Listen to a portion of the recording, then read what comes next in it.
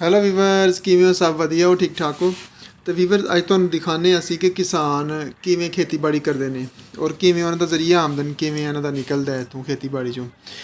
ਤੁਹਾਨੂੰ ਪਤਾ ਅੱਜ ਕੱਲ੍ਹ ਮੂੰਜੀ ਦੀ ਸੀਜ਼ਨ ਸਟਾਰਟ ਹੈ ਔਰ ਦੇਖੋ ਕਿੰਨੀ ਮੁਸ਼ੱਕਤ ਕਰ ਰਹੇ ਨੇ ਕਿਸਾਨ। ਪਹਿਲਾਂ ਤਾਂ ਖੈਰ ਬੈਲ ਦੇ ਨਾਲ ਹਲ ਚਲਾਇਆ ਜਾਂਦਾ ਸੀ, ਬੈਲ ਜਾਂ ਭੈਂਸਾਂ ਵਗੈਰਾ ਦੇ ਨਾਲ, ਲੇਕਿਨ ਹੁਣ ਟਰੈਕਟਰ ਆ ਗਏ ਨੇ, ਮਸ਼ੀਨਰੀ ਹੈ ਔਰ ਟਰੈਕਟਰ ਦੇ ਨਾਲ ਹਲ ਚਲਾਇਆ ਜਾਂਦਾ ਹੈ। ਫਿਰ ਉਸ ਤੋਂ ਬਾਅਦ ਕਿਸਾਨ ਪਨੀਰੀ ਲਗਾਈ ਹੁੰਦੀ ਹੈ ਕਿਸਾਨ ਨੇ, ਉਹ ਪਨੀਰੀ ਪੁੱਟ ਕੇ ਅਤੇ ਦੂਸਰੀ ਜਗ੍ਹਾ ਜਿੱਥੇ ਹਲ ਚਲਾਇਆ ਜਾਂਦਾ ਟਰੈਕਟਰ ਦੇ ਨਾਲ, ਉਸ ਜ਼ਮੀਨ ਦੇ ਵਿੱਚ ਉਹਨੂੰ ਸ਼ਿਫਟ ਕੀਤਾ ਜਾਂਦਾ ਹੈ।